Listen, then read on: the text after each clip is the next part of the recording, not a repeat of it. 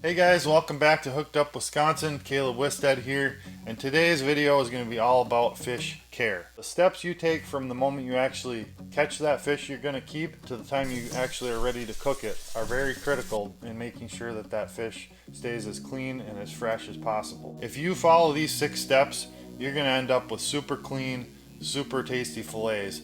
Basically everything but the fillet process itself we're going to go through here, and I'm working on starting an entire library of fish fillet videos that's coming up soon, so make sure you stay tuned for that. Subscribe to the channel if you haven't already. But let's get into step number 1. So you've caught your fish, it's a legal size, you decide you want to keep it for the table. Now what do? Well, step number 1 is we have to decide, are we going to keep that fish alive or are we going to dispatch that fish right at the time we catch it? So if you're in a boat and you have a live well, you know, that's a great option, is keeping that fish alive until you can get back to the shore.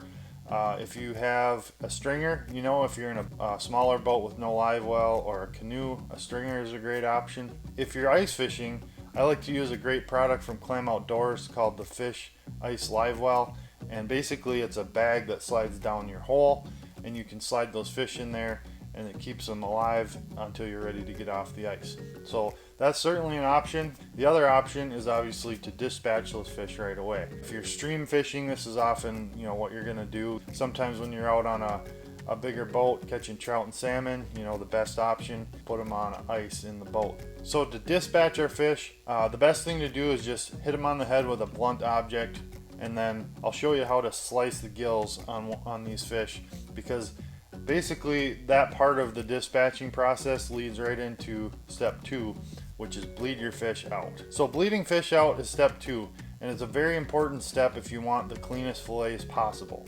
Now I've got 2 white fish here.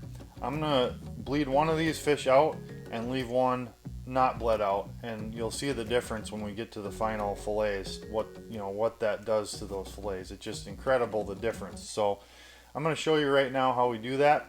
Basically, there's a artery that runs right through the throat latch on a fish.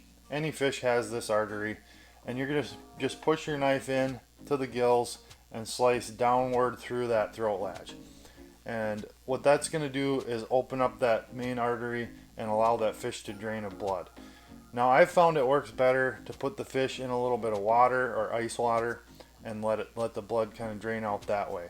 You can do this in your live well. If you have a live well, you can bleed them out in there and then get them on ice. You can also bleed them out in a cooler if you have some ice water in the cooler. But basically you just want to give them about 5 to 10 minutes, and they pretty much drain out all the blood, whether they were alive or dispatched, doesn't matter. So alright, so obviously there's a big difference between the fillets on the right and the fillets on the left. These fillets on the left, I did not bleed the fish, and these fillets I did bleed the fish. So you can see the difference, and you can definitely taste the difference as well. Alright, now that we have our fish bled out, step number 3 is keep that fish cool. I'm telling you right now, the cooler you keep that fish, the better off you are. It's super critical in warm water in the summertime to get those fish on ice as soon as they're dispatched. So in the wintertime, what I love to do is actually get those fish home, and I'll just take a shovel full of snow and put it down, lay those fish on the snow, and then put another layer over them. I can store them like that overnight, even for 24 hours in that snowpack. They're not going to freeze, and they're also going to stay a perfect 34 degrees. So those are great ways to keep your fish cool. So step number 4 is to make sure that you keep your fish clean as you fillet those fish.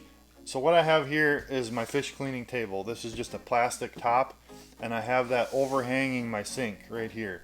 And basically, between every fish, I'm going to squeegee that slime right into my sink, okay? And that's going to keep that table nice and clean, so that when I flop that next fish up there, there's no guts that are going to get on the meat. And I like to keep as much guts and slime off the fillet as possible. Even though I'm going to rinse it later, I want to make sure we keep it as clean as possible, that we don't get any guts or slime on it. And it's just going to help make a better product in the end. Alright guys, we got some really nice fillets here. Now step number 5, the age-old debate. Rinse the fish or don't rinse the fish. There's a lot of people out there that say don't let your fillets touch fresh water, it ruins them. Not true. I don't agree at all. I've rinsed fish and dried them and stored them, and I've also just filleted them as cleanly as possible and stored them that way. The fish that were rinsed last much longer. There's no way you can keep all the guts and slime off of a fish, and there's enzymes in the stomach that start to break down that fish as soon as you put it in the fridge if you don't rinse it. So the key is drying that fish properly. So what I'm going to do is I'm going to rinse these fish really well. Now you want to be gentle with these fillets as you rinse them. You don't want to scrub them or anything like that. Just swish them around a little bit and dump the water. Keep doing that until the water comes out clear. Then we're going to take those fillets, lay them on a paper towel to dry that back side of them, and pat the top side with a paper towel until they're dry. And what that's going to do is pull all the excess moisture off of them.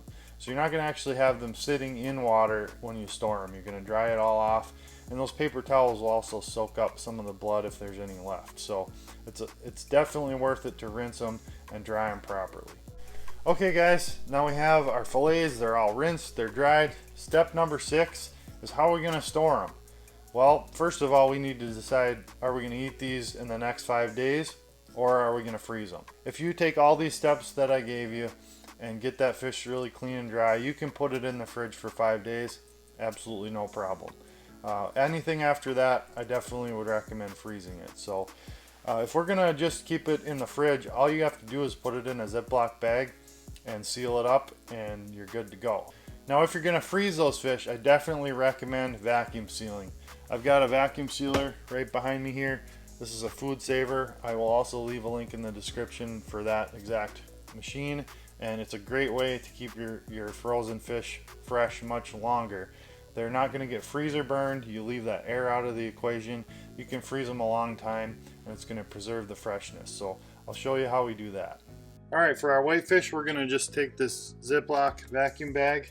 I'll leave a link for these in the description as well, but they're already pre-cut. We don't have to cut them up. We're just going to stuff these whitefish fillets in the bag, and I want to leave them flat as possible. And I'm going to put the skin side against the bag and the flesh side against the flesh on the other side of the fish, just like that. And you want to layer them in there nicely so that they're going to seal up really well and you can get that air out. Now we're simply going to line that bag up with the sealer, lock it down, set it to moist, and vac seal. I'm just going to press down to try and get the air out as that's vacuum sealing that bag, just to make sure we get all of it out of there. And there you go. Nice vacuum sealed bag of whitefish, no air in there. We can freeze that and thaw it out later to smoke. Well guys, there you go. 6 steps that you can take to make sure you get the absolute most out of your fillets. Make sure that you subscribe so you don't miss the fillet series coming up, and watch these 2 videos to see how I fillet a couple other kinds of fish that I've already made. So thanks for stopping by guys. We'll see you next time. Get hooked up.